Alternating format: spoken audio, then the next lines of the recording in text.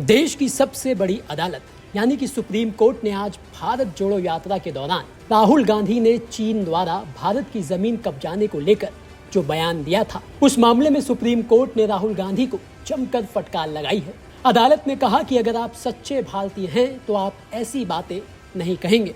Court ने राहुल गांधी से पूछा कि उन्हें कैसे पता चला कि 2000 वर्ग किलोमीटर भूमि पर चीन ने कब्जा कर लिया है। क्या आप वहां थे? क्या आपके पास कोई ऐसी विश्वसनीय सामग्री है? सुप्रीम कोर्ट ने राहुल गांधी को ऐसे बयान देने से बचने की नसीहत देते हुए कहा कि आप विपक्ष के नेता हैं, संसद में अपनी बात कहें, सोशल मीडिया पर नहीं। अब सुप्रीम कोर्ट ने राहुल गांधी को सोशल मीडिया पर ऐसे बयान न देने के लिए ज्ञान तो दे दिया, लेकिन इस मामले का एक वीडियो शायद वो देखना भूल गए, जो सुप्रीम कोर्ट की इस टिप्पणी के बाद सोशल मीडिया पर जमकर वायरल हो रहा है, जो हम आपको अपनी इस रिपोर्ट में दिखाएंगे। साथ ही सुप्रीम कोर्ट से एक बड़ी चूक भी हो गई, वो भी बताएंगे। साथ ही ये पूरा मामला है क्या, उसे भी विस्तार से समझाएंगे। तो सबसे पहले देखिए आप ये वीडियो जो भाजपा सांसद का है, जो उन्होंने खुद संसद में चीन द्वारा अरुणाचल प्रदेश में जमीन कब्जाने वाला बयान लोकसभा में दिया था। मैं अपना हिंदुस्तान के मीडिया हाउस को भी मैं ये कहना चाहूंगा, कोई भी इशू को मीडिया में फोकस नहीं होता है। चाइना कितना टेरिटरी कब्जा हुआ, सदन में मैं आपका रिकॉर्ड में मैं एक बताना चाहूंगा। Jaswant Singh former minister and former external affairs minister as a army captain आसाफिला में पोस्टिंग हुआ। वो आसाफिला आज चाइना का कब्जा में है। ओल माजा चाइना का कब्जा में है। आतुपुपु दिबांग वैली में एक रिलीजियस प्लेस है, 84-85 से वो जगह कब्जा है। अगर कहीं ऑनरेबल स्पीकर सर कहीं और दोगलाम होगा, ये अरुणाचल प्रदेश में दोगलाम होगा। इसलिए आज मोर देन 50-60 किलोमीटर चाइना हमारा टेरिटरी में कब्जा करके रखा है।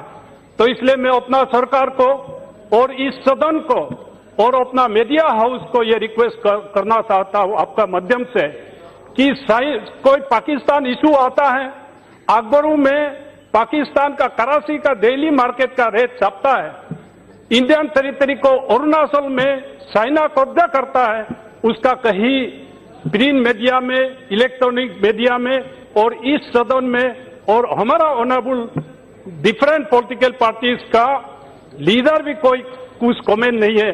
इसलिए मैं अपना सरकार से आपका माध्यम से मैं कहना चाहूंगा, दूसरा कहीं दगलाम होगा तो अरुणाचल प्रदेश में होगा।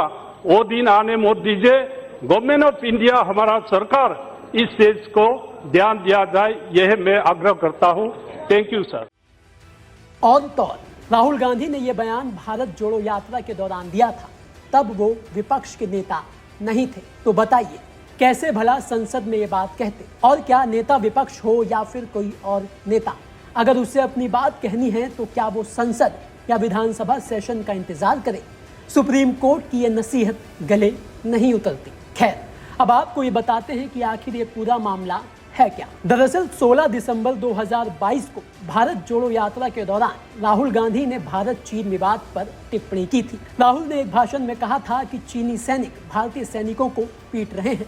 इस बयान को आधार बना बॉर्डर रोड ऑर्गेनाइजेशन यानी कि BRO के पूर्व निदेशक उदय शंकर श्रीवास्तव ने लखनऊ में राहुल के खिलाफ आपराधिक मानहानि का केस दर्ज करवा दिया, जिसके बाद लखनऊ की MP MLA कोर्ट में दाखिल शिकायत में श्रीवास्तव ने कहा कि भारतीय सेना ने 12 दिसंबर 2022 को आधिकारिक बयान जारी कर बताया कि भारतीय सीमा में अतिक्रमण कर रही चीनी सेना को हमारे सैनिकों ने मुंह तोड़ जवाब दिया। इसके बाद चीनी सेना वापस लौट गई। इसके बावजूद राहुल गांधी ने सेना को अपमानित करने वाला झूठा बयान दिया।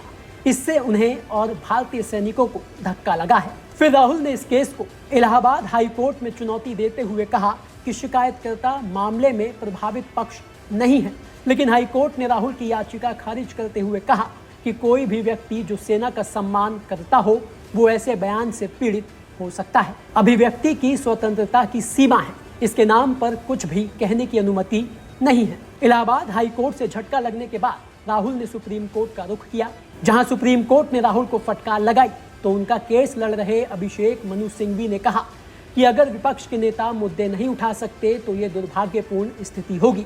अगर वो प्रेस में छपी ये बातें नहीं कह सकते तो वो विपक्ष के नेता नहीं हो सकते। ये भी संभव है कि एक सच्चा भारतीय कहे कि हमारे 20 भारतीय सैनिकों को पीटा गया और मार डाला गया।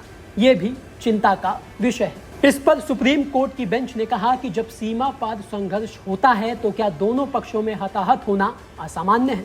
इस पर अभिषेक मनु सिंघवी ने जवाब दिया और कहा कि राहुल गांधी केवल उचित जानकारी देने और सूचना के दमन पर चिंता जताने की बात कर रहे थे। इस पर न्यायमूर्ति दत्ता ने फिर कहा कि एक जिम्मेदार विपक्ष होने के नाते राहुल गांधी को ऐसा नहीं करना चाहिए था, क्योंकि ऐसे सवाल उठाने के लिए एक उचित मंच मौजूद था। इस पर अभिषेक मनु सिंघवी ने कहा कि शिकायतकर्ता याचिकाकर्ता को परेशान करने के प्रयास के अलावा और कुछ भी नहीं। कोर्ट में 5 मिनट तक चली इस जोरदार बहस के बाद सुप्रीम कोर्ट ने शिकायतकर्ता और उत्तर प्रदेश सरकार को नोटिस जारी कर जवाब मांग लिया है और फिलहाल इस मामले में निचली अदालत की कार्रवाई को भी स्थगित कर दिया गया है।